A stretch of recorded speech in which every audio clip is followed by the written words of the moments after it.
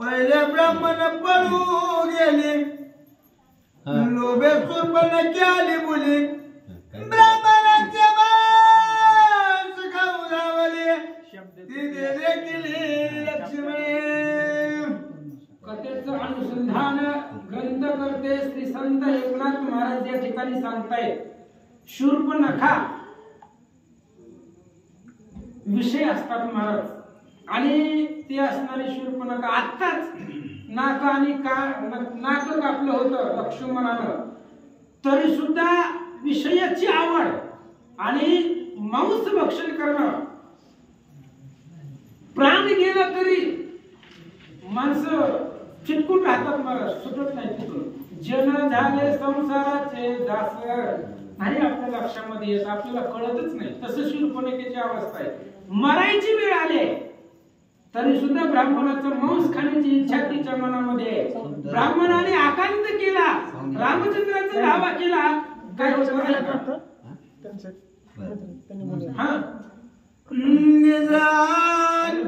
निरसानी कविता मिले राक्षसाची समाप्ती झाली शूर्पणखा विसरली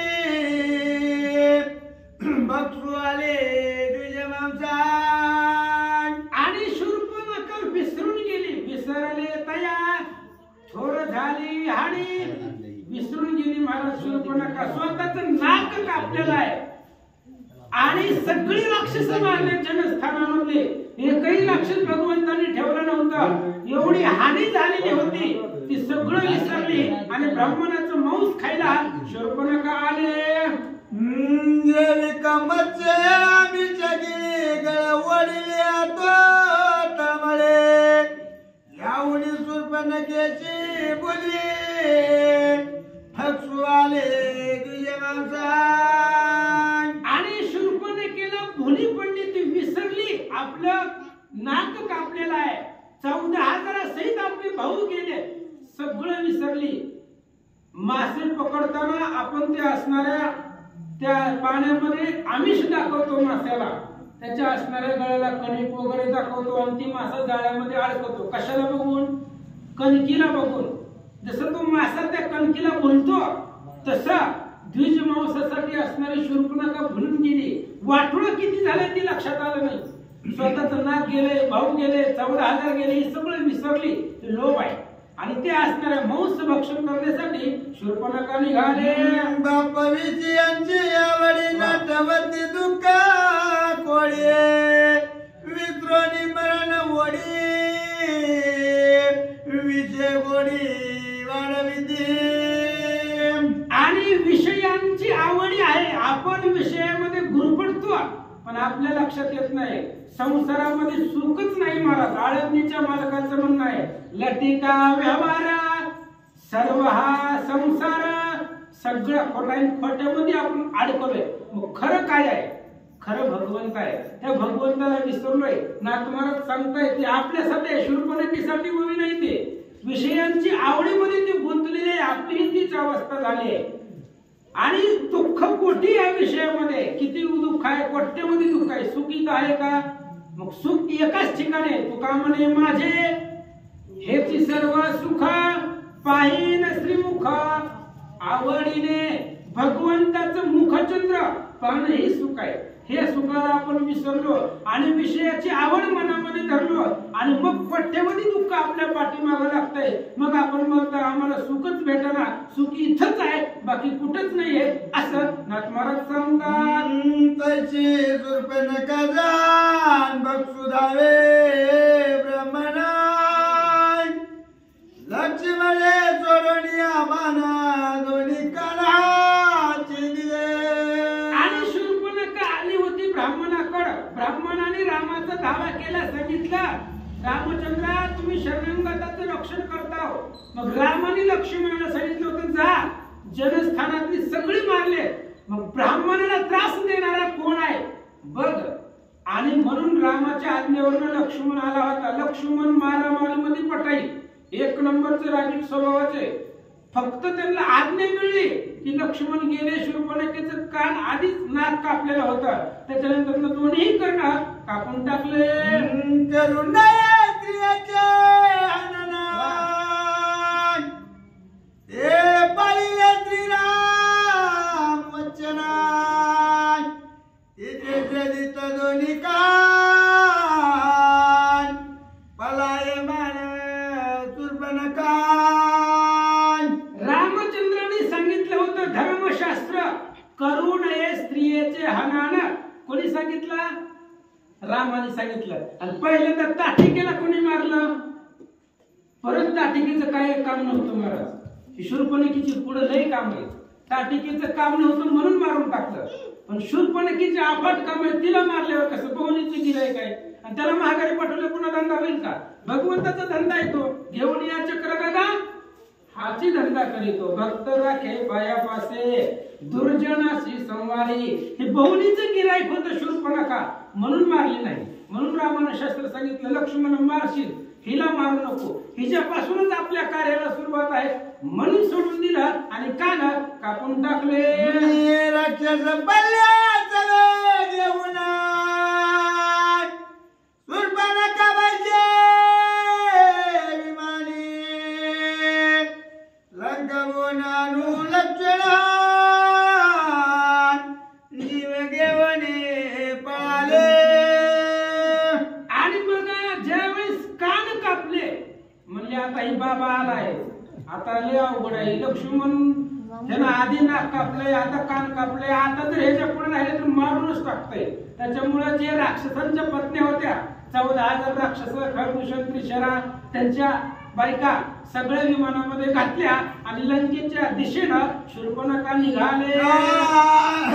शूर्पणखा मुख्य विमानी, माश भोंगती ना ठिकाणी, सगळे स्त्रियांची शंखध्वनी आक्रंदनी जलपदे. आणि त्या स्त्रिया म्हणजे त्यांचं नवरं मारलेलं होतं महाराज. त्या स्त्रियांचं कोणामुळे मारलं होतं? शूर्पणखेमुळे मारलं होतं. त्याच्यामुळे विमानामध्ये स्त्रिया बसल्या.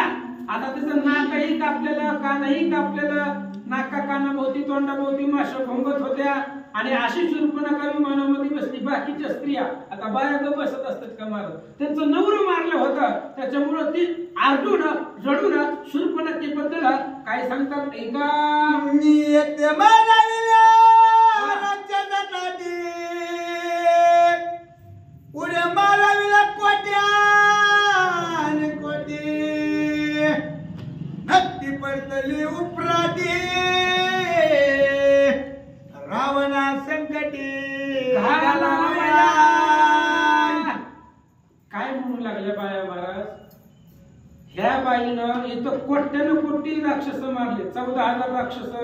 आमचे असणारे पतिदेव मारले, भावाला स्वतःच्या मारले आणि नक्त तोंड घेऊन रावणाकडे चालले. आता रावणाचं काय कल्याण होणार आहे का? असं तोंड घेऊन रावणाकडे चालल्यानंतर ना कोट्यानं कोटी राक्षस मारणार आहे महाराज. तिथं मारवणार आहे. फक्त रावणाला ऑर्डर दिली किंवा कोट्यावधी राक्षस असणारा रावणाला मारायला भाग त्या ठिकाणी पाडील अशी शूर्पणखा आहे. रावणा संकटी घालावया. रावणाला अडचणीत टाकायला शूर्पणखा निघाले. पहिली ख्याती नक्तीची विनंतली कराधिकांचे, आता नक्ती झाली पुची उरी रावणाची कैशी उरे.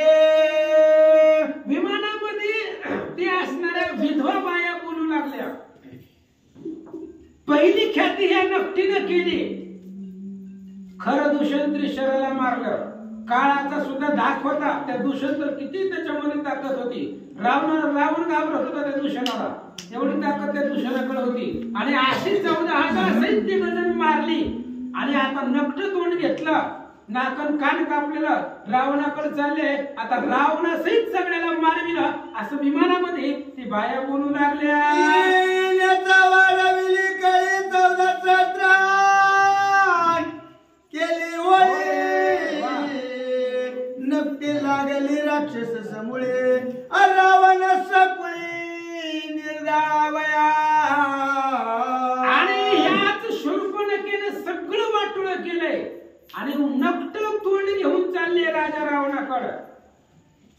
रावणानं हिचं तोंड बघितल्या पाणी पाजवायला बी कोणी राहणार नाही महाराज, नाही ना. सगळी त्या ठिकाणी असणारी मरून झालेल्या कोणीही त्या ठिकाणी राहणार नाहीये असं ग्रंथकर्ते सांगतात. दुकान समाय पोटे राजे बोलत विरोध गोटे रडता झाली आई पुटे कमलंक देखील. आणि विमानामध्ये ते असणाऱ्या स्त्रिया होत्या, त्यांचे पती रणांगणामध्ये मारलेले होतं, शूर्पणखीमुळे मारले होते. त्यामुळे ती शूर्पणखेला बोलत होते आणि विलाप करत करत दुःख करत करत शूर्पणखेला बोलत कसं तरी ती विमान लंकेच्या दिशेने निघालेलं होतं आणि शूर्पणखेला लंका दृष्टीनं पाहिले. लक्षणीय लंका भुवन जगरागती आले विमानात तर मेणका झाली उद्विग्न म्हणा विरुद्ध वचनाची वाक्य. आणि शूर्पणखेनं पाहिलं, आपल्या भावाचं घर पाहिलं, लंका पाहिली, लंकेमध्ये गेली, समाधान वाटलं लंकेमध्ये आल्यानंतर. पण जी बाया बोलत होत्या ती मनाला लागलं महाराज. शूर्पणखेला जी बोलत होती विमानामध्ये येईपर्यंत तिला टोमणं होते महाराज. तिच्यामुळेच झालं, तिच्यामुळेच नवरे मेले आणि आता रावणाला मारायला असलं नकट तोंड घेऊन चालली. हे जी स्त्रिया बोलत होत्या ती शूर्पणखेच्या अंधकरणाला लागलं. असं दुःख सहन करत करत लंकेमध्ये आले. रावण देखील लंका बोली जैसा मरुदागणे ऐसा परिवारित प्रधानी सिंहासनी शोभता.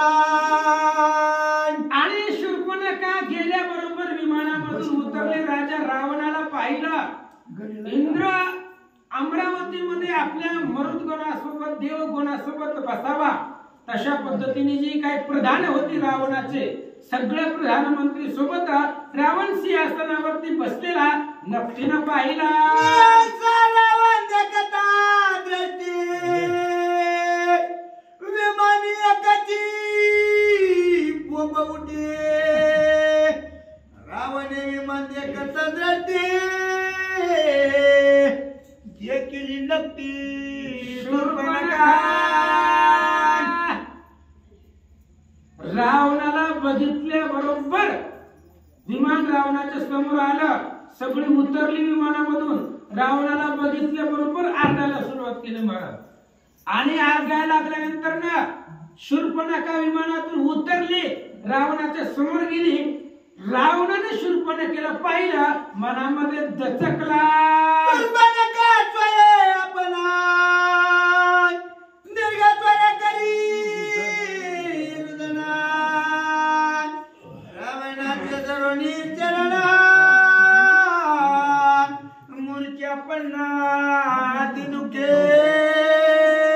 आणि शूर्पणखा गेली रावणाच्या समोर. रावण सिंहासनावरती होता आणि पाहिलं आपल्या भावाला, लांबूनच पाहिलं.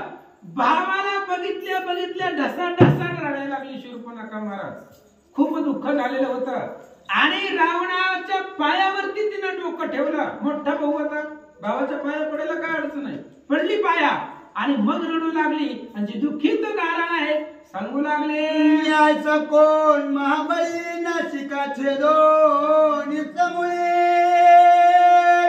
मुगडी पाडली दातावळी केली कर्णमुळे बुचाट.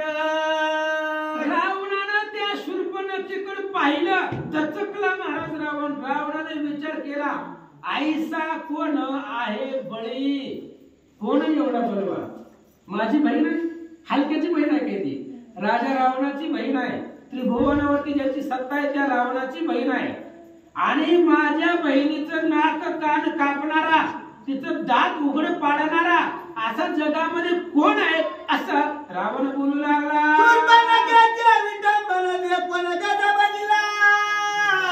रावण पाया माळा चकित जना लंकेचे शूर्पणखीचा चेहरा पाहिला महाराज, अतिशय सुंदर. आता का असा असणारा चेहरा पाहिला, नाकही नव्हतं, कानही नव्हतं, तोंडाभोवती माशा घुंगत होत्या, आणि असा चेहरा पाहिल्याबरोबर रावण दचकला. प्रजानं घाबरली महाराज. ह्या लंकेकडे कोणी बघत नाही, लंकेला यायचं म्हणल्यावर घाबरतेच लोक. आणि अशा असणाऱ्या राजा रावणाच्या बहिणीची विटंबना केली म्हणून सगळे लंकेमधले लोक, प्रधान, सैन्य, रावण घाबरला. रावणाचे निजदळी शूर्पणखा महाबळी यही विटंबीचा बळी आयचा दुर्बळी तो कोणा. आणि लोक बोलू लागली, रावणाचं जे सैन्य होतं, सैन्य दळ होता, त्या सैन्यामध्ये शूर्पणखा आतुर बळे, हलके कधी बलवान आहे महाराज, अत्यंत ताकद होती त्या शूर्पणखेकडे. आणि एवढी बलवान असणारी आपली बहीण आहे, मग तिचं नाक कान कापणारा या जगामध्ये एवढा बलवान कोण आहे असा विचार करू लागले. रावणा मदा शूर्पणखे विडंबना श्रीरामारीला कर दुशान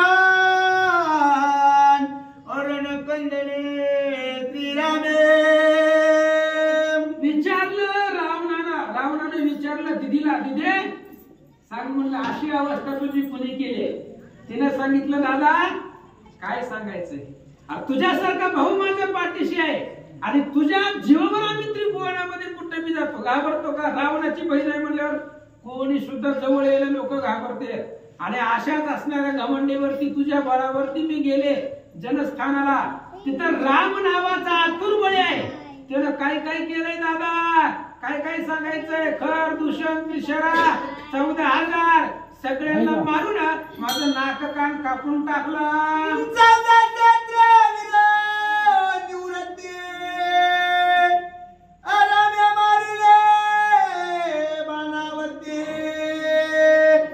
राक्षसांची जाती व्यक्ती अरुण समाप्ती श्रीरामे. दादा ते असणारा राम नावाचा एक महाबळी जनस्थानामध्ये आहे, आणि त्या रामानं 14,000 मारायला एकच बाण घेतला होता. काय नाव होतं त्या बाणाचं? हाटकेश्वर असा बाण घेतलेला होता भगवंतानं. एकच बाण घेतला होता, एका बाणात 14,000 मारली. आणि तोच बाण खर दूषण त्रिशरा कुठं दिसतंय का? ती बाण बघू लागला. ज्यावेळेस दिसली नाही त्यावेळेस बाण रिवर्स गेर टाकला, माघारी फिरला आणि भात्यामध्ये जाऊन बसला. एकाच बाणाने 14,000 मारले आणि खर दूषणाला मारलं. असा बलवान त्या जनस्थानामध्ये राम आहे.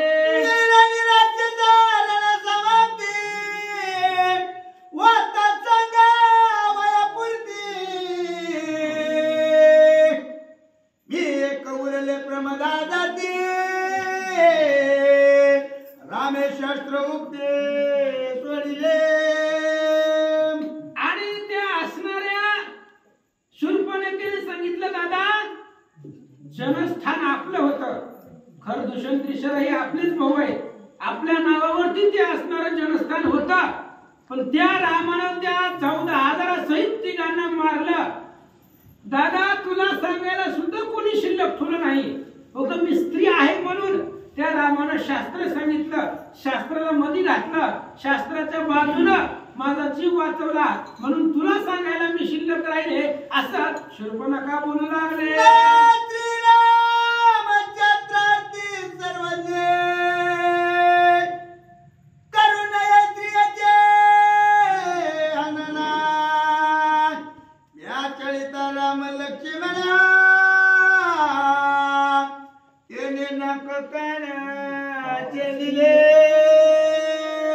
आणि दादा तो असणारा राम शास्त्रामध्ये प्रवीण आहे, आणि शास्त्रामध्ये प्रवीण असताना तो राम, त्या रामाला माहिती होतं करुण हे स्त्री हाणणं. कोणी सांगितलं होतं? रामाने सांगितलं होतं स्त्रीला मारायचं नाही. कार्तिकेला कोणी मारलं? पुतणीला कोणी मारलं? त्यांची कामं नव्हती महाराज पुढं. कार्तिकेचं काय काम होतं? शूर्पणखेचं काम आहे पुढं. म्हणून तिला सोडलं. म्हणून रामानं शास्त्रामध्ये घातलं, दादा लक्ष्मणा मारू नको. शास्त्रामध्ये प्रेमी नाही, धर्मशास्त्र जाणणारा तो राम आहे म्हणून सोडून दिला असं शूर्पणखा सांगते.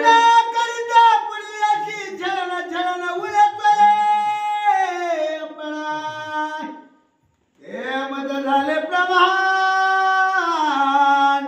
विटंबना मुख्य मुखा. आणि दादा काय सांगायचं, मला प्रत्यक्ष प्रमाण आले. त्या लक्ष्मणानं नाक कान कापलं आणि कापल्यामुळं मला त्यांनी सोडून दिलं. स्त्री मारू नये म्हणून सोडलं असं शूर्पणखा सांगते. काय होतं थोडं दहा घेतो. दहा नाही मी तुमचा ऐकलं मी बसला नाही. मुंडली गवळधारी विठ्ठल श्री ज्ञानदेव श्री गणेशाय नमो श्री रामचंद्राय नमो. छेडे छेडिले मी कशी मुख दाखवू नये कोणाशी. श्रीरामाची ख्याती अशी राक्षसाशी आतंक. दादा काय सांगायचंय, असा त्रास दिलाय कुणाला सुद्धा तोंड दाखवायला जागाच ठेवली नाही महाराज. काय तोंड दाखवायचं, नाक बी नाही कान बी नाही. रामानं त्या लक्ष्मणानं असं छळलंय, ह्या बाईनं कुणालाच तोंड दाखवू नये. तोंड दाखवायला जागा राहिली नाही मला दादा. एवढा त्रास त्या लक्ष्मणानं दिला. माझे घेऊनी नाक कान तुझ्या दिदले जनस्थान. ब्राह्मण निर्माण घेता इरोन मी पळून येते आले. आणि दादा काय सांगायचं, त्या रामानं मला सोडलं बाबा मी स्त्री आहे म्हणून. खरदूषण तर मारलं आणि ती जनस्थान आहे ती रामानं घेतलं, पण ठुलं बी नाही त्याच्यापाशी. घेतलं आता भेटले मला घ्यायला पाहिजे होतं ना. ब्राह्मणाला दान दिला आणि सगळी पळवून लावले. मी विमान टाइमाला सापडलं मला बसून लंकेला आले. श्रीराम निर्लोभी संपूर्ण घेऊन या जनस्थान. सोय तुझ्याशी दिदले वरदान श्रीराम महिमान आगाद. आणि दादा ती राम निर्लोभी आहे. रामापाशी लोभ आहे का? एवढं मोठं दंडकारण्य म्हणजे तवाचा महाराष्ट्र आहे महाराज. ही संपूर्ण दंडकारण्य आहे. एवढं रामाला भेटलं होतं, मग नावावर करून घ्यायचं होतं ना रामानं. हा लोभ नाही रामाला.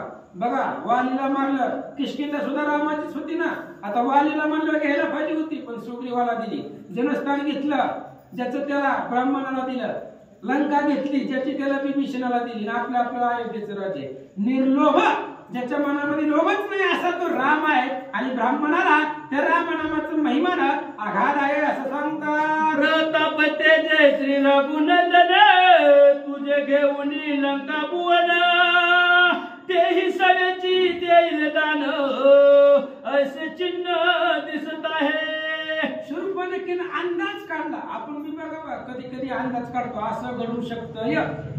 शूर्पणखे सांगितलं दादा सावध हो म्हणले. आता तरी उघड डोळे बघ म्हणली ती रामानं एवढं घेतलंय. मला असं वाटायलंय उद्या तुला मारील आणि तुझं जी लंका आहे ती स्वतःकडे घेईल असं पुढचं भविष्य मला दिसायलंय. आणि नक्की महाराज ती कधी कधी खरं होत असतं. त्याच्यामुळे मी जे बोलते त्याच्यावर जरा लक्ष दे असं शूर्पणखा बोलू लागले. तुझ्या राज्य आले विघ्न गर्वेने नसी तू अज्ञान. माझे ऐकोनी वचन सावधान हो वेगी. दादा उठ, सावध हो सावध. आणि लक्षात घे लंकेची सुरक्षा कर. कडेबंदी वाढव असं वाटायलंय. तुला मारून तुझी असणारी लंका ती राम घेईल एवढी ताकद आहे. रामाला हलक्यात घेऊ नको, जरा सावध हो. माझं बोलणं ऐकत बहीण सांगू लागले.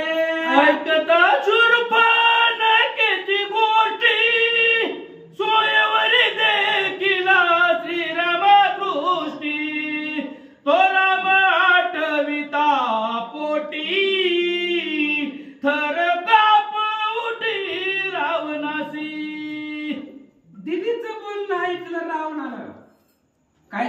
होतं दीदी? अशा पद्धतीचा तो राम आहे. रामाचं नाव ऐकल्याबरोबर रावणाला आठवलं महाराज भूतकाळ पाठीमागं घडलेलं. काय झालं होतं?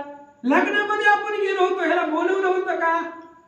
आमंत्रण नव्हतं रावणाला, त्याला सवयच आहे, नाही बोलवलं नाही तरी जायचं. गेला त्या लग्नाला आणि धनुष्य उचलून तो छाताडावरती पडलेला तो रावण, आणि ते धनुष्य रामानं 2 तुकडे केले. असा राम आणि त्या रामाची मूर्ती रावणाला डोळ्यासमोर दिसू लागले. धनुष्य गोळ सिले माते ते भंगिले श्री रघुनाथे ते त्यासी बाळपण होते आता पुरते तारुण्य बांधले. आणि रावणाने विचार केला, ज्या वेळेस मी छताडावरती धनुष्य घेऊन पडलो होतो, आमंत्रण बी नव्हतं, तसंच गेलो होतो, जनकानं वाचवलं. कशामुळे वाचवलं? मुलीच्या लग्नामध्ये कुणाचं मरण नको म्हणून वाचवलं. जनकानं मला वाचवलं होतं. पण जे धनुष्य माझ्या छातीवरती पडलं होतं ते धनुष्य रामानं 2 तुकडे केले. तेव्हा राम लहान होता महाराज, तेव्हा बाळपण होता. आता राम तारुण्य आहे, कितीतरी वर्ष झाली या गोष्टीला, आता रामाकडे ताकद आली असेल असा विचार करू लागला. याचा तारुण्य बाण प्रताप 6 वय 14 सहस्र अल्प त्रिशरा खूखर दूषण स्वल्प महाकंप रावणा. नाथ महाराजांचे शब्द आहेत महाराज, पहा कसे. राम लहान होता त्यावेळेस माझं राम पुढे चाललं नाही. लंकेचा राजा आहे महाराज, शंभू समवेत गौरी आंदोळीला कैलास गिरी, त्यामध्ये रावणाची थोरी चराचरी आतुलित असा रावण. आणि त्या रावणाचं लहान वयामध्ये राम पुढे काही चाललं नाही. मग आता तर राम टणक झालाय, आता रामाकडे तारुण्य आलंय. मग असा असणारा राम, त्या रामाची बाणी खर दूषण त्रिशरण 14,000 सहन करतील वय. देखोनी श्रीरामाचा बाण शंकर घाली लोटांगण, त्या रामाशी मारीला कोण? कोण मारणार आहे त्या रामाला? अहो, ज्या रामाचे बाण पाहून महादेव नमस्कार करतायत, आणि अशा रामाच्या बाणाला खर दूषण त्रिशरा अल्प आहे तर असं नाथ महाराज सांगतात. वार्ता वदताची नकटी रावणे धाक घेतला पोटी, बाह्य लौकिक 4 दृष्टी गरजत उठी अति क्रोधे. त्या दिदीने सगळं सांगितल्याबरोबर रावण घाबरला. अंतकरणामध्ये घाबरला महाराज, पण दाखवायचं नसतंय. मी घाबरलोय असं दाखवायचं नाही. रावणानं प्रताप दाखवला, उठला सिंहासनावरनं, पण आतमध्ये निमित्त ताकद रावणाची संपली होती. रामाचं नाव ऐकलं बरोबर, पण आपण राजा आहे, आपण घाबरलेलं दाखवायचं असतंय का? उठला सिंहासनावरनं, काय बोलतो ऐका. माझी भगिनी प्रिय पूर्ण दंडोनी केले विटंबन, श्रीराम कोठीला कोणाचा कोण समूळ लक्षण सांग त्याचे. रावण घाबरला, पण दिदीला सांगायचं नाही आपण घाबरलोय म्हणून. पण उठला, साठोपाने उठला महाराज, ताकदीने उठला रावण.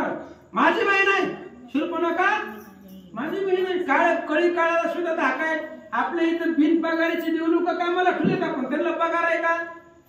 काय काय काम आहेत? नवग्रहाची करुणी पावटी, आगली दूतसे म्हणकाटी, विघ्नहार घेऊन या काठी, रासबा पाठी राखणा, अशी कामं देव लोकांना करावी लागते. आणि असा मी राजा रावण आहे, माझी बहीण आहे जिचा कळी काळा धाक आहे, आणि अशा शूर्पणखेला त्रास देणारा तो राम कोण आहे, कुठला आहे, जनस्थानामध्ये का आला, असं विचारून रावण लागला.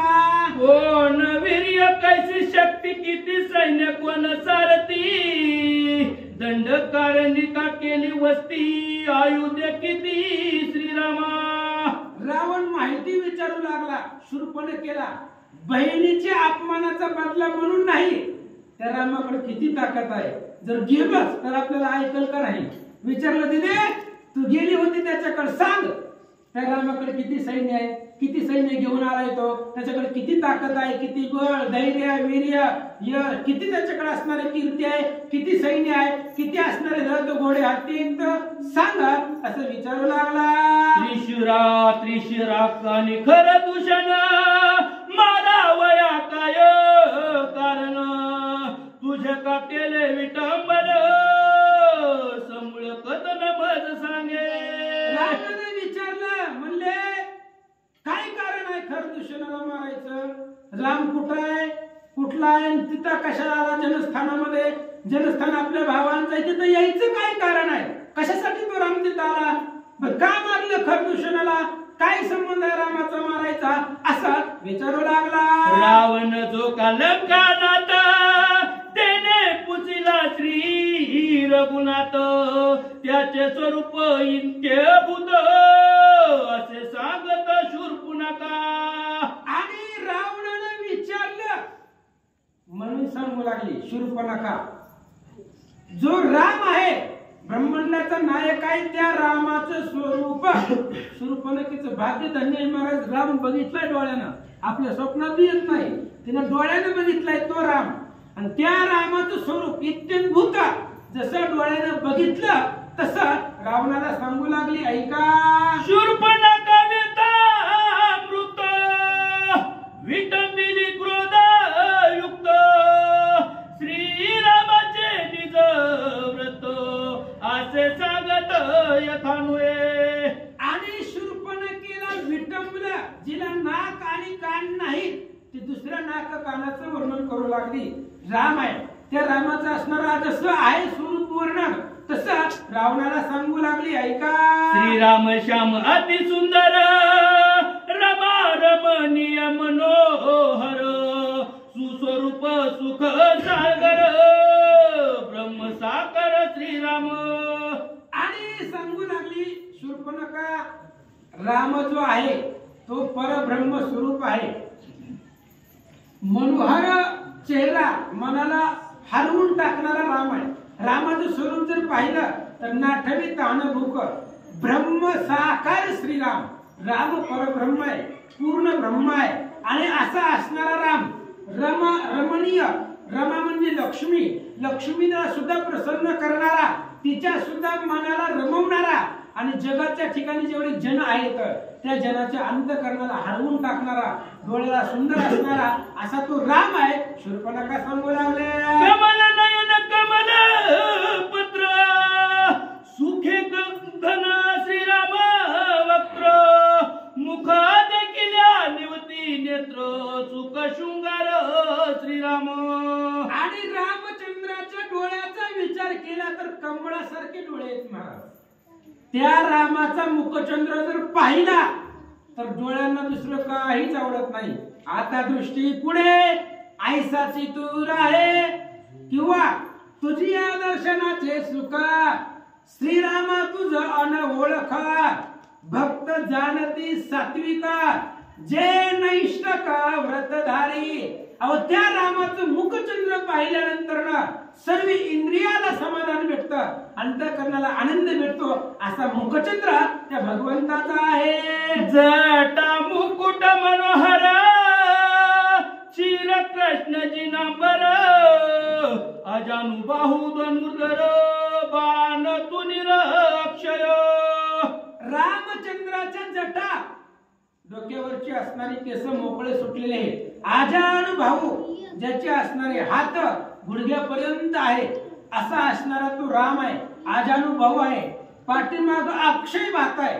रामाच्या भातामधले बाण कधीच संपत नाही, कारण ज्याला मारायला बाण सोडला त्याला मारून बाण माघारी आलेला आहे, त्यामुळे बाण संपायचा विषय नाही. अक्षय भान, अक्षय भाता, अक्षय तुनीर असा असणारा रामचंद्र आहे असं शूर्पणखा सांगते. कर्पूरयुक्त पिवळा टिळा कर्णी कुंडले कमळमाळा कासे मिरवी सोनसळा वीर मंगळ श्रीराम. सुंदर अशा प्रकारचा रामचंद्र आहे. कासेला पितांबर आहे. पितांबर कसा आहे? पिवळा पितांबर आहे. आणि कपाळाला गंध आहे. गंध सुद्धा पिवळा आहे. गळ्यामध्ये माळा आहे. सुमनांच्या माळा आहे. तुळशीचा माळा आहे. असा असणारा तो भगवान परमात्मा आहे. आणि त्या रामाला पाहिल्यानंतर श्रम दुःख ताण सगळं संपत असा निर्विकल्प पूर्ण धर्मराम शूर्पणखा सांगू लागले. ध्वज वज्र कुश रेखा दोन्ही पायी पद्मे देखा पाऊले सुकुमार रघुकुळ टिळका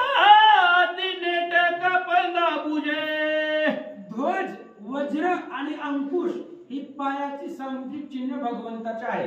रामचंद्राच्या पायातही पद्म आहे, हातामध्ये सुद्धा पद्म आहे. पद्म म्हणजे लक्ष्मी. आपल्या सुद्धा हातामध्ये लक्ष्मी असती. दिव्याची वात हाताने पुढे सारायची नाही, दिवा हाताने विजवायचा नाही. हातामध्ये पद्म असतं. पद्म म्हणजे लक्ष्मी. आपण जर दिवा हाताने विजवला तर ती लक्ष्मी संपत्ती हातामधली. रामचंद्राच्या पायातही पद्म आहे, हातातही पद्म आहे, ध्वज आहे, वज्र आहे, अंकुश आहे, अंधू आहेत पायामध्ये. ते अंधुवाचा नाच जर काळानं ऐकला त्याचीही कंटाळी बसते. असं स्वरूपात सांगू लागले. सावळे अंगी शुभ्र उटी ते देखतान पुरे दृष्टी मनानन आनंद कोटी वीर जगजेटी श्रीराम. सावळा रंग आहे भगवंताचा. अत्यंत सुकुमार शरीर आहे रामाचं. रामचंद्राचं वयच किती होतं महाराज? 27-28 वर्ष होत होय. वना निघता श्रीरामचंद्रा 27 वर्ष ते अवसरा. माझे वय वर्ष 18. वशिष्ठ द्वारा ऐकले ही वय कमी लिहिले काय नाथ महाराजांचं ऐकले. आणि असे असणारे रामचंद्र अत्यंत सुकुमार सुंदर सावळा अंग ज्याचा आहे असा असणारा तो राम आहे. अहो त्या रामाला जर डोळ्यानं बघितलं तर डोळ्यासमोरून दृष्टी पुढून त्या रामाला घालूच वाटत नाहीये. असं असणारा मुखचंद्र त्या रामाचा आहे. ही रावणाची दिदी सांगू लागले. अंगी गुप्ती चंद्रकर ऐसा श्रीराम अति सुकुमार रणरंगी रणरंग गंधीर परशुराम श्रीराम. आता दिदीनं पुढचं सांगितलं ऐका काय सांगू लागली ती. रामाचं अंग एवढं सुकुमार आहे. सुकुमार म्हणजे कोवळा. किती कोवळा आहे रामाचं अंग. चंद्राची किरण सुद्धा खूप शक्ती. चंद्राची किरण किंवा सूर्याची किरण सकाळ सकाळ किरण पडतात. ती किरण खुपतात का आपल्याला? पण रामाच्या अंगात खुपतील एवढा सुकुमार राम आहे. पण जर रणांगणाचा विचार केला तर रणरंग धीर. जर युद्धाचा विचार केला जगामध्ये राम कोणालाच ऐकत नाही. भगवंताच्या बळापुढे दैत्य काय असे बापुढे. त्या रामाच्या पुढे कोणीच टिकू शकत नाही. जगताच्या पाठीवरती एवढा रणरंग धीर आहे आणि एवढा सुकुमार आहे. चंद्राची किरण सुद्धा अंगामध्ये खुपतील एवढा सुकुमार आणि काळाला सुद्धा ऐकणार नाही एवढा गंभीर तो राम आहे. शंकराचा चाप सुवर्ण भूषणी भासे सद्रूप श्रीरामाचा निज प्रताप सत्य संकल्प श्रीराम. आणि रामचंद्राचं धनुष्य जर पाहिलं इंद्रदेवाचं धनुष्य असावं त्याचं असणाऱ्या धनुष्य पद्धतीनं समान रामचंद्राचं धनुष्य आहे. काळाला सुद्धा ज्याचा धाक आहे असा असणारा अत्यंत बलिष्ठ बलवान सामर्थ्यवान तो रामचंद्र आहे. श्रीरामाचे रूप कोटी कंदर्प हरे दर्प लावण्याचा परमदीप सुख स्वरूप श्रीराम. आणि रामचंद्राचं स्वरूप पाहिलं कंदर्प म्हणजे मदन. मदन मदन अत्यंत जगामध्ये सुंदर आहे. त्या मदनापेक्षा सुंदर कोणी नाही. पण राम त्या मदना कोटी कंदर्प ओवाळून टाकावी असा असणारा तो राम आहे. म्हणजे जगामध्ये रामापेक्षा सुंदर कोणीच नाही. आहे का कोण सुंदर? भगवंतापेक्षा कोण जगामध्ये सुंदर आहे? कोणीच नाही. कोट्यावधी मदन ज्याच्यावरनं ओवाळून टाकावा असा राजसा सुकुमार मदनाचा पुतळा रवी शशी कळा लोकलिया. अवजाचं स्वरूप पाहिल्यानंतर ना सूर्यकोटी समप्रभ कोट्यावधी सूर्याचं तेज आणि रामाच्या मुखाचं तेज एक असा तो राम एवढा सुंदर आहे असं शूर्पणखा सांगते. केव्हा उडी केव्हा जोडी केव्हा बाण सवेग सोडी मारिल्या राक्षसाच्या कोडी रण निर्वडी श्रीराम. स्वरूप सांगितलं रामाचं पण ताकद सांगते म्हणजे ऐक. त्या रामाचं बाण कधी धनुष्याला लावतोय, कधी सोडतोय, कधी येतोय तपास लागत नाही. बाणाचा हवा वारा सुद्धा ज्याला लागली तो सुद्धा ब्रह्म होतोय. आपल्याला लागली महाराज बाणाची हवा म्हणून इथं आहे आपण. वारा आपल्याला लागलाय बाणाचा म्हणून इथं आहे. आणि एकदा वारा लागला की तो ब्रह्म सायुज्य होतोय. केव्हा लांब बाण सोडतोय, केव्हा ओढतोय, केव्हा कानाने ओढतोय, केव्हा पुढच्याला लागतोय काही लक्षात येत नाहीये. शूर्पणखा सांगते श्रीरामासी नाही रथ सारथी, नाही सैन्य साह्य संपत्ती.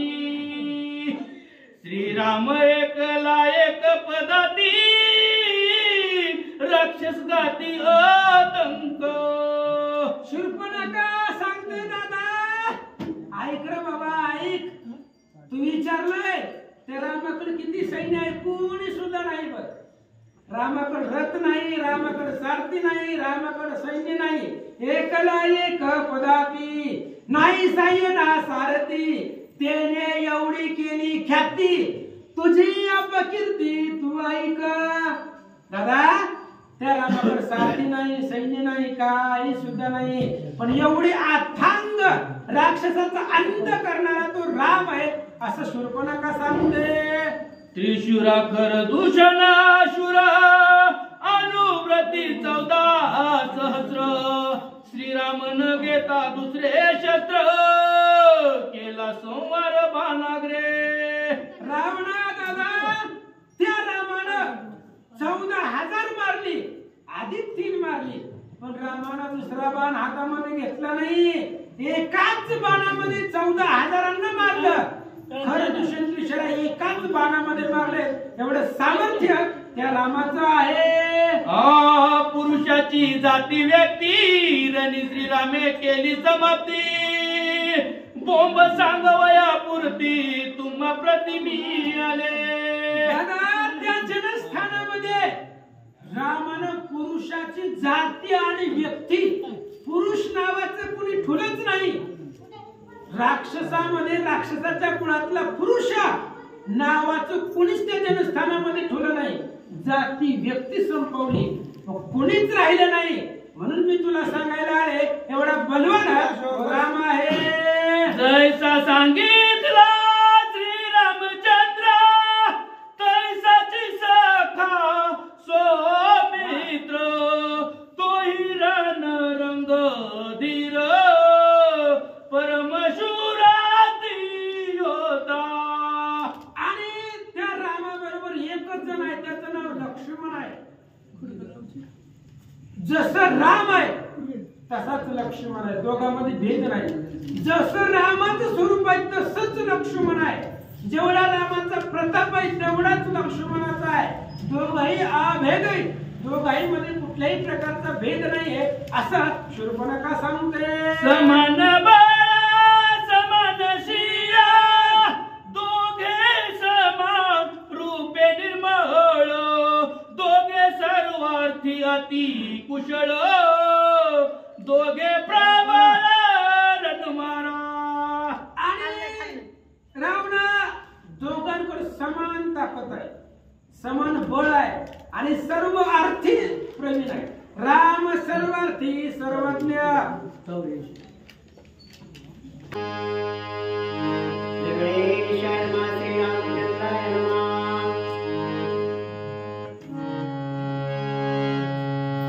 प्रतिपाळावया पितृवचन जोगी, शेविले दंडकारण्या सवे सीता सतोदान. बलवान पैदोगे.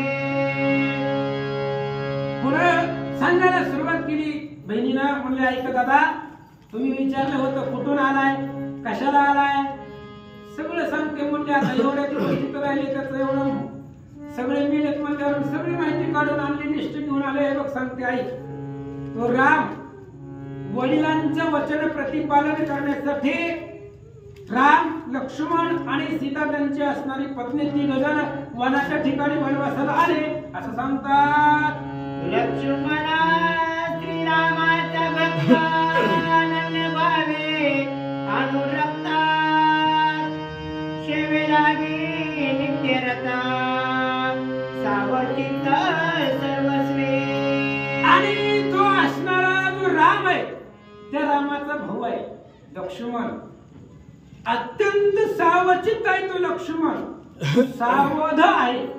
सावध सावधान अवधारा. काय अर्थ आहे या शब्दाचा? सावध काय अर्थ आहे?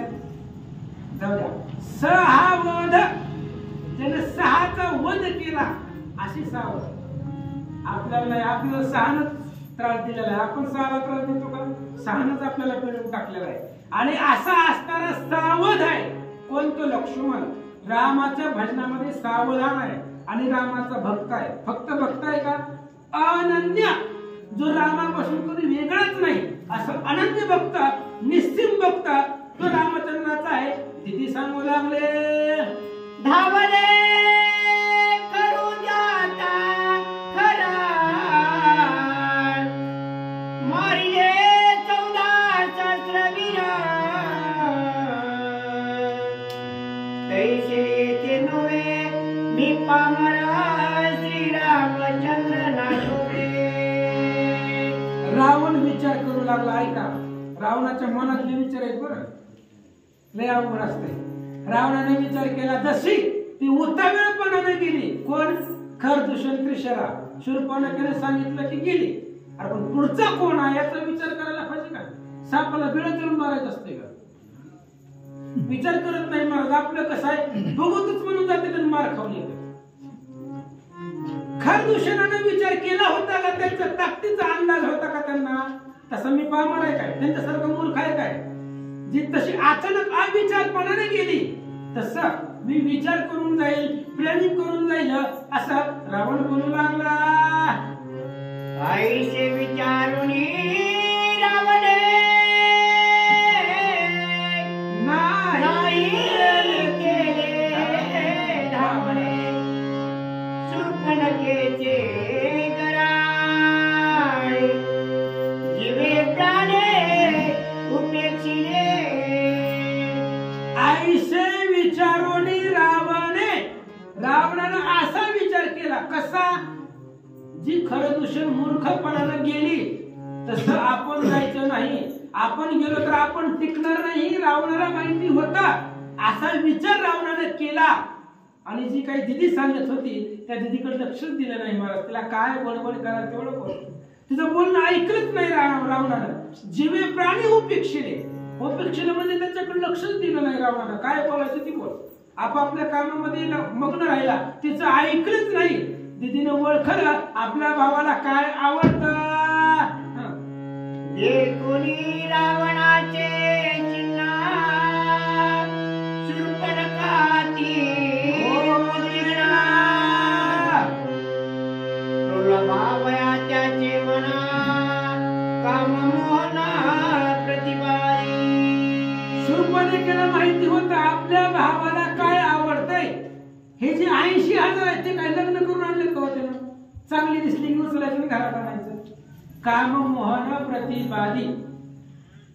बहिणीला माहिती होतं आपल्या भावाला कशामध्ये आवड आहे, विषयामध्ये आवड आहे.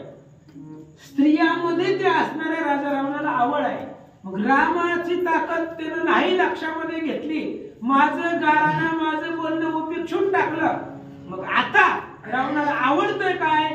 त्या आवडीवरती शूर्पणखा बोलू लागली. ऐका, श्रीरामापाशी सीता सुंदरी तैशी नाही दुसरी नारी मज पाताया चराचरी तिची सरी नामवती.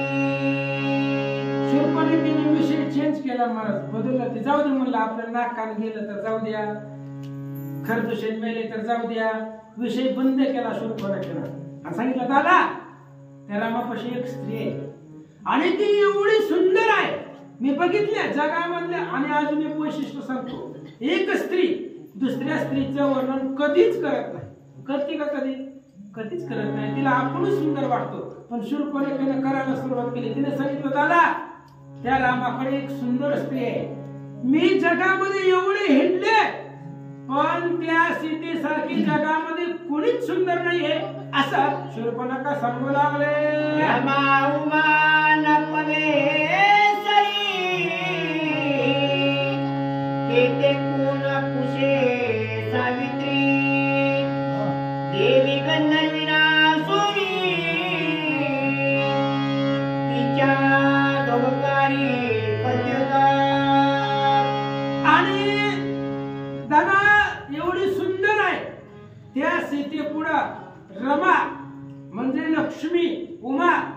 पार्वती आणि सावित्री म्हणजे ब्रह्मदेवाची मिसेस असे असणारे तिघे जणी ह्या खद्योत त्या सीतेच्या नखाची बरोबरी सुद्धा यांना येणार नाही.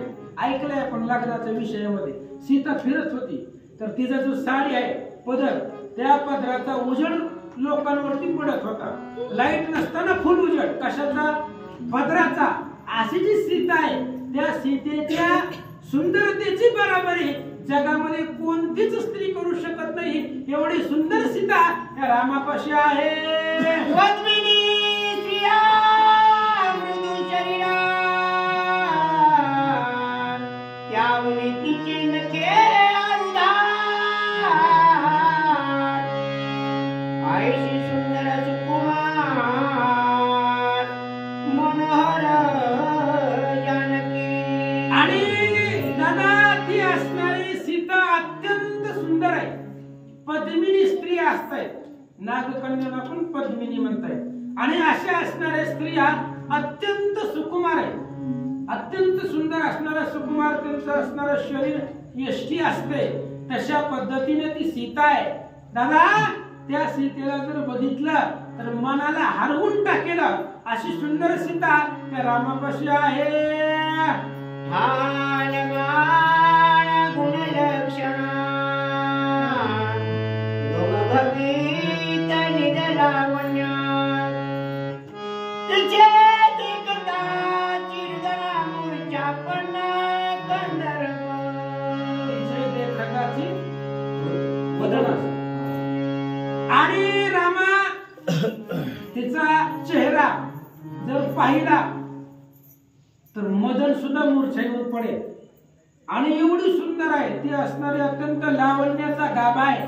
अत्यंत सुकुमार आहे. तिच्या पुढे कोणती स्त्री सुंदर नाही. त्या सीतेचा मुखचंद्र जर तुम्ही पाहिला कोणीही पाहू द्या अहो मदन कंदर्प मूर्छित पडेल एवढं लावण्य तिच्या चेहऱ्यावरती आहे. वर्तुळ वदन विशाल नयना देखता जाय मुखदार तिचे देखता बरवेपणा मनमोहना विरक्ता. आणि गोल असणारा तिचा चेहरा आहे. सीतेचा चेहरा कसा आहे गोल आहे विशाळ वजन आहे. तिचे डोळे असणारे मोठे आहेत. आणि त्या सीतेचा चेहरा जर पाहिला तर जी विरक्त आहे वैरागी आहे ज्यांनी सर्व स्वार्थी विषय ज्यांनी बांधून टाकले असे असणारे कुणीही असतील वैरागी ते सुद्धा बंधनामध्ये अडकतील. ते सुद्धा तिच्या लोभामध्ये गुंततील. एवढी सुंदर विरक्ताला सुद्धा कामामध्ये पाडेल असे असणारी ती सीता आहे असं दिदी सांगू लागले. सीता देखता सौभाग्ययुक्त तिथे होया पंचामृत ती पासून न उठे विकार लोलंकता तत्सर्वे. आणि त्या सीतेला जर पाहिलं एकदा जर तिचा चेहरा पाहिला तर तिला बघूच वाटतंय तहान आणि भूक. तिला बघितलं की जीव वाटत नाही. तिला बघितलं की जेवण जात नाही. तिला बघितलं की तहान लागत नाही. फक्त बघावं वाटतं. अशी असणारी ती अत्यंत सुंदर आहे. आणि तिच्याच असणाऱ्या कार्यासाठी जीवप्राण देखोन या तुझी मूर्ती अति उल्हास झाला चित्ती तुझे सांगसे निश्चिती आम्ही चित्ती मानिले. युद्ध करण्यात 50वा पुढे विषय. अशी असणारी अत्यंत सुंदर आहे तिची मूर्ती. जर पाहिलं तर तिच्या असणाऱ्या कामामध्ये गुंतून जातं. तिच्याकडे बघून बघावंच वाटतं असा सुंदर चेहरा या सीतेचा आहे. तिचे देखता ती श्रीमुखा दशेंद्रिया होया हरिका मनाची कुंडे चकमका लगे चकमका डोळ्या.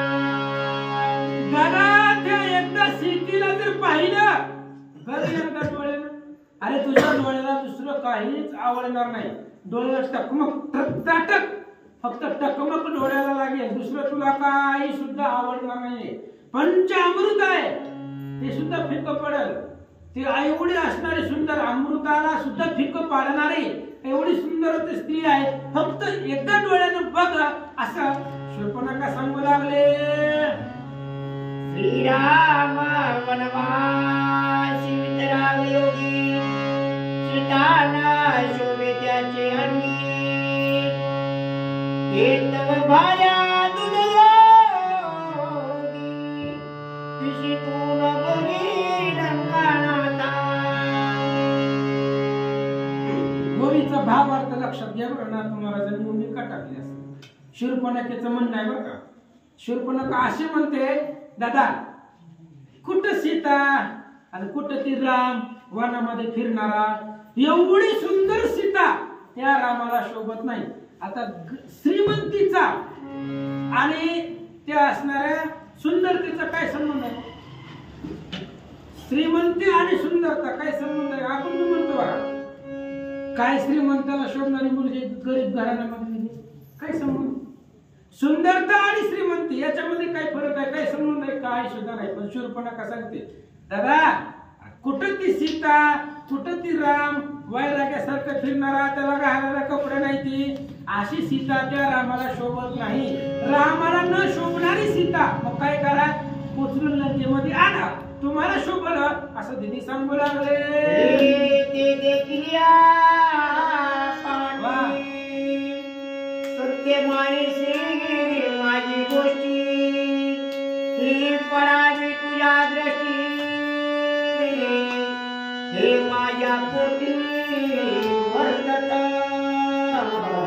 शूर्पणखा सांगते, रावणा एकदा बघ, एकदा तू सीतेला बघितलं की मग तुझ्या दृष्टीला पडावी, तुझ्या डोळ्याला पडावी ही माझ्या मनामध्ये आहे. आणि जर तू एकदा तिला बघितलं मग तुला आठवल दीदी खरं बोलत होती, आपली बहीण आपल्या हितातच बघत होती. अरे एवढी सुंदर आहे दादा, फक्त एकदा बघ, तुझ्या डोळ्याला तिला बघ असं ते असणारी शूर्पणखा बोलते.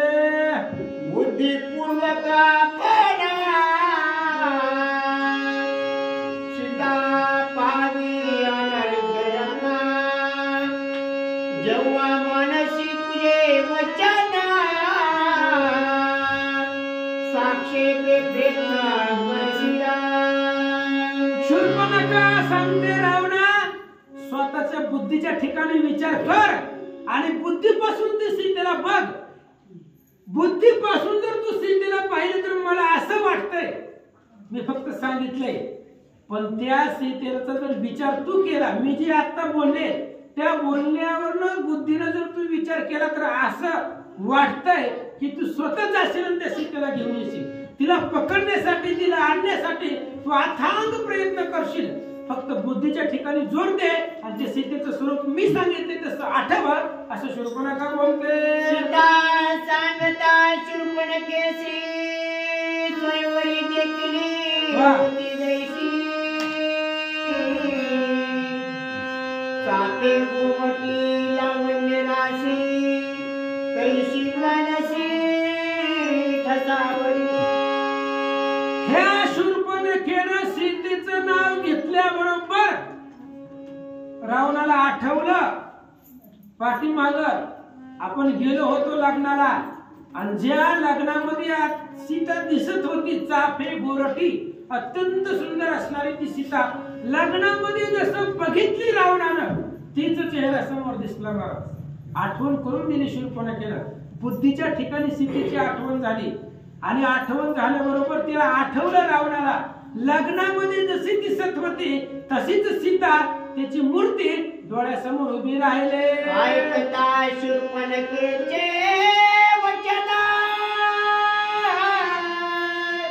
आणि सीता आणि होता सीतेची आठवण शरीर रोमांचक रावण लागले ध्यान सीतेचे. आणि शूर्पणखेचं बोलणं ऐकलं आणि बुद्धीच्या ठिकाणी सीता आठवली लग्नामधली. आठवल्याबरोबर रावण विसरला, सगळं विसरला. लागले ध्यान सीतेचे सगळं विसरलं रावण. आणि सीतेचं ध्यान लागलं, तिचं चिंतन लागलं, तिची मूर्ती हृदयामध्ये आठवली, डोळ्यासमोर बघल तिथं सीता दिसू लागली. त्याला सीतामयी जगत रावणाचा भाऊ लागला. करिता गमना गमना सीतामय त्याचे मना करिता भोजना शयना अखंड ध्यान सीतेचे. आणि शूर्पणखेने सांगितलं, निघून गेली. पण रावण घरी आला महालामध्ये, बायकोनं जेवायला वाढलं. पण जेवण करता करता सुद्धा सीता आठवू लागली. त्या ताटामध्ये सीता दिसू लागली, पाणी पिण्याच्या गिलासामध्ये त्याला सीता दिसू लागली, कुठं जात असताना सीता दिसू लागली, कुठं येत असताना सीता दिसू लागली. सीतामय मन झालं, त्याचं अंतःकरण पूर्ण सीतेमध्ये त्या ठिकाणी मोहून गेला. जिथं दृष्टी जाईल त्या ठिकाणी रावणाला सीतेची मूर्ती दिसू लागले. रावण निजल्या शेवरी स्वप्नी तिथे दिसे सीता सुंदरी तिची अवस्था डायडी कैसिया परी आतरे. रावण झोपला पलंगावरती, जेवण गेलं नव्हतं, वाढलं होतं बायकोनं ताट भरून, पण चिंता डोक्यामध्ये होती, त्याच्यामुळं त्यानं खाल्लंच नाही, तसाच झोपला. झोपल्याबरोबर स्वप्न पडलं. स्वप्नात सीता. कसं आहे, आपण ज्याचा विचार दिवसभर करतो ते रात्री आपल्याला आठवत असतं झोपल्यावर. ह्या रावणाला ते शूर्पणखेनं सांगितल्यापासून दुसरं ध्यानच नव्हतं. आणि झोपल्यावर सुद्धा स्वप्नामध्ये सीता दिसू लागली. झोपेतून उठला, रात्रीच उठला आणि विचार करू लागला, कशी मिळेल. त्या रामाबरोबर आपली ताकद चालत नाही, पण सीतेला तर आणायचंय, काय करावं, कसं करावं, कसं मिळवावं. पलंगावरती विचार करू लागला. श्रीराम प्रतापी परिपूर्णा त्याशी न करवे मजरणा तरी त्याशी करुणी छळणा सीतापण आणावी.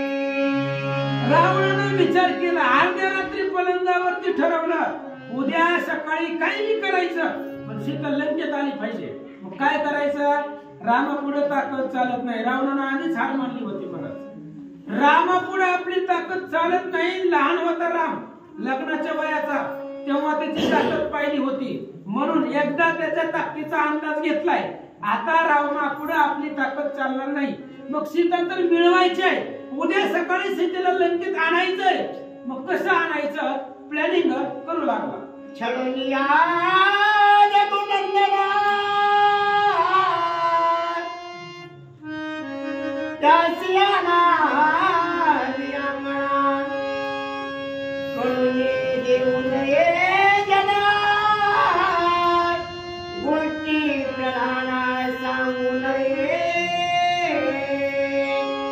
रावण विचार करू लागला. त्याला झोप लागना, भूक लागना, ताण लागना, डोक्यामध्ये विचार करू लागला, सीतेला आणायचंय, रामाला छळायचं. पण ही गोष्ट कोणाला सांगायची नाही, मला कोणाला सांगायचं नाही, एकटंच जायचं. अपमान झाला तरी एकट्याचा आणि गौरव झाला तरी एकट्याचा, कोणाला सांगायचं नाही. गोष्टी प्रधाना सांगू नये, प्रधानाला सांगायचं नाही, सेवकाला सांगायचं नाही, दासदासीला कळू द्यायचं नाही, एकटंच जायचं. आणि त्या असणाऱ्या रामाला कपट करून सीतेला घेऊन यायचं असा विचार डोक्यामध्ये करू लागला.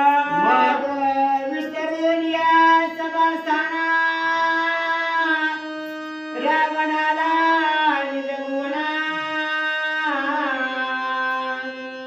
सीता प्राप्तीची विवंचना विगमना विवंची. विचार करू लागला रावण, कसं आपल्याला भेटल सीता.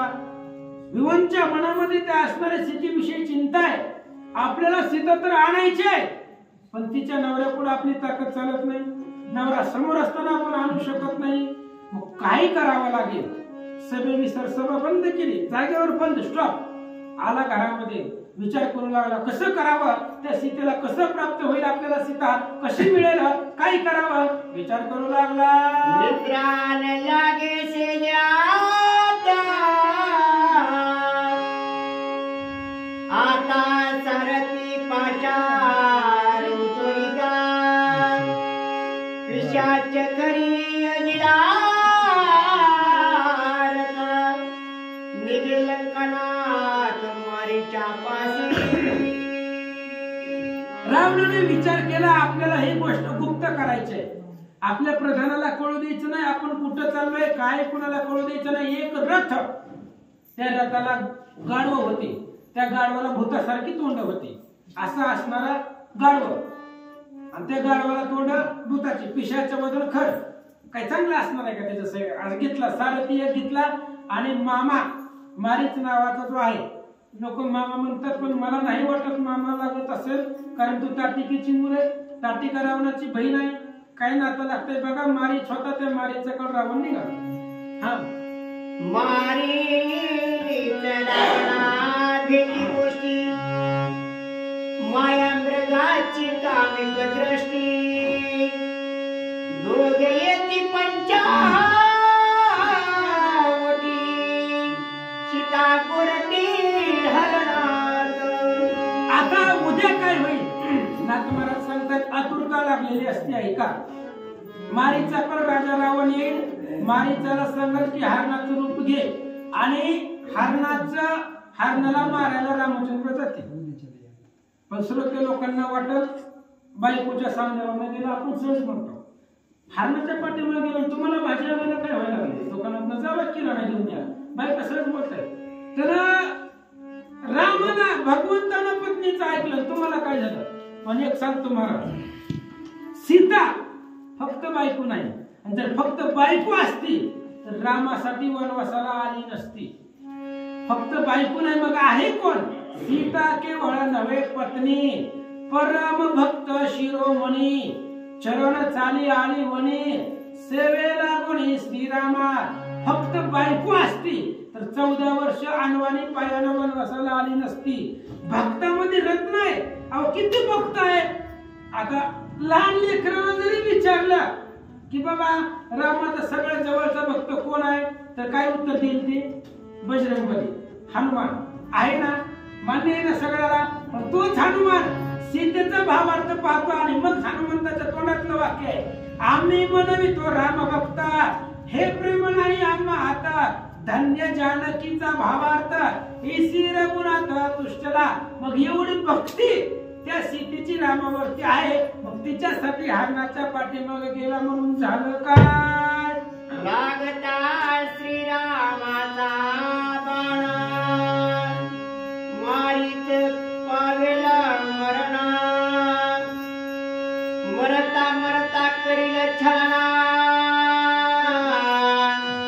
धाव लक्ष्मणा गगनी. आणि पुढे असं होईल की रावण सांगेल मारीचाला की बाबा जा हरणाचं रूप घे. आता त्यांच्यामधला संवादी खूप अथांग कथा आहे, समुद्र एवढा ग्रंथ आहे महाराज. एका एका वाक्यामध्ये आपण काय सांगणार आहे, आपण पामर आहे, काय आपण वर्णन करणार आहे नाथ महाराजांच्या असणाऱ्या शब्दशैलीचं ग्रंथाचं. पण सांगितलं जा हरणाचा वेश घे आणि मरता मरता छळत करायचं, लक्ष्मणाला बोलवायचं. आता विचार करण्यासारखी गोष्ट आहे महाराज. सीता कुठं आहे, सीता आतमध्ये आहे, दरवाजामध्ये कोण आहे, लक्ष्मण आहे. आता कल्पना करा, बाहेरनं एखादा व्यक्ती आला किंवा बाहेरनं आवाज मारली, मग दारामध्ये कोण होतं, लक्ष्मण. आतल्या घरामध्ये सीता, बाहेरनं जर हाक मारली तर आधी दारातल्याला ऐकू येईल का घरातल्याला, साहजिक आहे दारातल्याला. पण ज्यावेळेस मायावी हाताने हाक मारली तेव्हा लक्ष्मणाच्या आधी सीता ऐकते. कसं काय, आता ऐका, मायावीनं मारलेली हाक मायेला ऐकू गेली, लक्ष्मणानं ऐकली का नाही मला माहिती नाही, आणि लक्ष्मणाला माहिती होता हा आवाज रामाचाच नाहीये. मायावी हातानं मारलेली हाक मायारूपी सीतेनं ऐकली, त्याच्यामुळे लक्ष्मणजी जातील आणि सीतेचं हरण रावण करील. कथा कसवटी अनुपम्य आहे, ऐका. हा,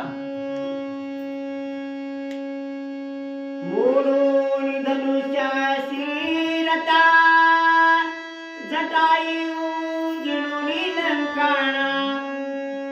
लंकानाथा मोडून धनुष्या शिरता जटायू जिनुनी लंकाना. त्यापासून सोडविल सीता अपूर्व कथा वधारा. कथा आहे महाराज. आता विचार करण्यासारखी गोष्ट आहे. राजा रावण त्रैलोक्यावरती दरार आहे, पण एका पाखरा पुढं, एका असणाऱ्या पक्षापुढे रावणाची ताकद चालत नाही. का चालत नाही हो? का चालत नाही? काहीच नाही, फक्त रामसेवेचं फळ. जटायूनं एवढ्या वर्ष रामाची सेवा केली होती आणि त्या सेवेचं प्रताप आहे. एवढी जटायूची ताकद असेल, मी नाही म्हणत नाही, पण रामचंद्राच्या सेवेचं बळ आहे. एवढं बळ होतं महाराज. जटायू सीतेला आपल्या जवळ सोडून घेतोय, राजा रावणाला नाहक त्रास देतोय, पायानं पळवून लावतोय, पण पुन्हा रावण विचार करतोय, पाखरू कुठं, आपण कुठं, त्रैलोक्याचा राजा रावण पुन्हा येत आहे, पुन्हा छळण करतोय आणि मग सीतेला घेऊन जात आहे. जटायूला मारिलं, त्याचा उद्धार भगवंत करतोय. एका जनार्दना शरणा पुढ्या पूर्व निर्मणा कथा कल्प विध्वंसना सावधान अवधारा. ग्रंथ करते श्री संत एकनाथ महाराज सांगतात, ऐका माय बाबा, अपूर्व कथा आहे. अत्यंत सुंदर आणि मनोहर असणारी रामायणाची कथा आहे. अद्भुत रहस्य रामायणामध्ये आहे. आणि जगामध्ये जेवढे भी ग्रंथ आहेत त्या सगळ्या ग्रंथाचं माहेर म्हणजे रामायण आहे. सकळ ग्रंथाचे माहेर ते हे श्रीरामचरित्र. सगळ्या ग्रंथाचं माहेरच काय म्हटलं? मुलीला आनंद कुठं वाटतो? सासरी बी वाटत असेल, मी म्हणत नाही, पण तिचं मन मोकळेपणा माहेरमध्ये आल्यानंतर होतं. तसं सुखाचं कोठार, कोठार म्हणजे घर, सुखाचं घर म्हणजे रामायण आहे. बाकी बी ग्रंथ आहेत, पण ज्याचं सुखाचा अंत लागत नाही असं असणारं अथांग सुख ज्या जिथं भेटतं ती रामकथा आहे. ती असणारं रामायण आहे. अत्यंत सुंदर अपूर्व कथा. पुढे ऐका. स्वस्ति श्री अध्याय 12 श्री रामचंद्र